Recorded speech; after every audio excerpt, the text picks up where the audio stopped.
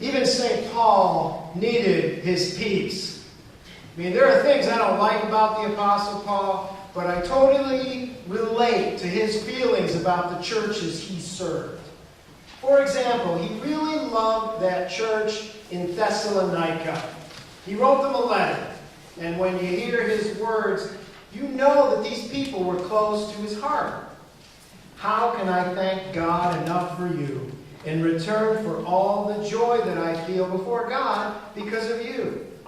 Night and day, I pray with all my heart that I may see you face to face. Now, sometimes Paul writes harshly. Sometimes I think he lacks the compassion of Christ. Sometimes he drives me crazy. But when it comes to the churches he serves, I know he loves them with all his heart. Even St. Paul needed his peeps. Now, I'm no Apostle Paul. I know, before you get to saying anything, I know. But I totally relate to his feelings. I served St. Mark's Church for 7 years, from 1995 till almost the end of 2001. And then I left and I became the Dean of St. Paul's Cathedral in Syracuse. I knew right away I had made the biggest mistake of my life. My heart had a big hole in it, a hole shaped just like St. Mark's Church. And that entire year, I could have written what St. Paul wrote. Night and day I pray with all my heart that I may see you face to face. My spirit dried up. I knew I was not where I was supposed to be. But to make a long and fairly strange story short, I was allowed to come back, as you know. And then for me, it was like Christmas every single day. And you know, 10 years ago tomorrow, we had a very special service here at St. Mark's. The bishop was here. People got confirmed, and people reaffirmed their baptismal promises with the bishop's blessing. And I was reinstituted as the rector of St. Mark's again. I needed my peeps, and I got them back. So I guess that year from October 2001 to September 2002 was like a sabbatical year.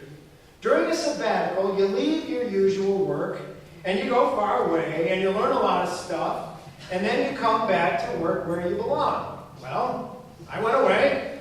I learned a lot of stuff, some of it not very much fun. And then I came back to where I belong. Like the Apostle Paul, I needed my peeps. You need your peeps too. Yes, we have our workplace or our school, if we're still in school. And yes, we have our family homes. But we also need, all of us need, what they call a third good place. The first good place is home, we hope. The second good place is work or school, we hope. But that third good place is a community where people know your name. And church is kind of like that old TV show, Cheers. This is where we're always glad you came. And this is where someone knows your name. We all need our peeps. Now, as most of you know by now, my wife had surgery for breast cancer a few days ago, Thursday to be precise. She's going to be fine. She's home already, has no pain. She told me this morning as I was leaving, she said she was really sorry she took the day off work today from her church. That's the kind of gal she is. But I'll tell you, when you first get news like that, you need your peeps. And once again, the peeps of this parish have been and still are there for us. Your outpouring of love and phone calls and emails and cards and food and caring and above all, your prayers have been like an ocean of care on which we float. God loves us through you. We all need our peeps. Now, one of the wise members of the 8 o'clock congregation of St. Mark's wrote some words some time ago that I went back to this week. She too went through breast cancer, and now she's doing fine. Well, she wrote something about it back in the year 2004, and her words strengthened me here in late 2012. My friend Mary wrote this.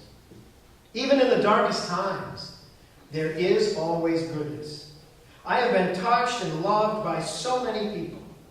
I know now from my own experience that when affliction comes, you can find the goodness.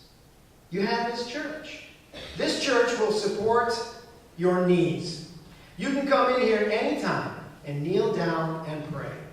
We are always open. Father Mark will pray for you, with you, sing you a song. He'll walk right with you, and the same goes for the congregation. They may not know you.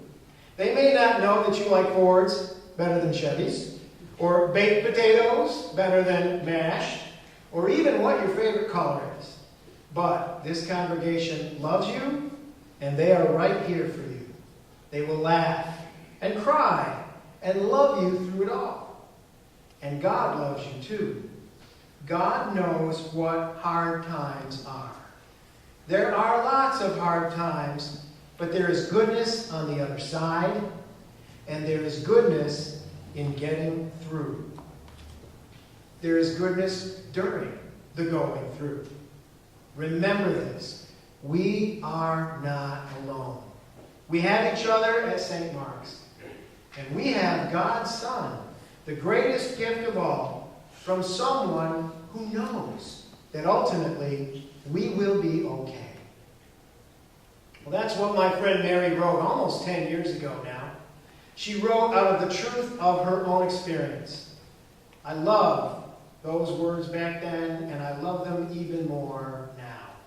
Remember what she said. I know all of you can echo these words. We're not alone. We have each other, and we have our God. Now, sometimes St. Paul got it wrong, in my opinion, my humble opinion.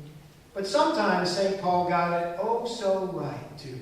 And maybe he was most right when he realized how much he needed the people he cared about. St. Paul needed his peeps. Me too. Thanks for being there.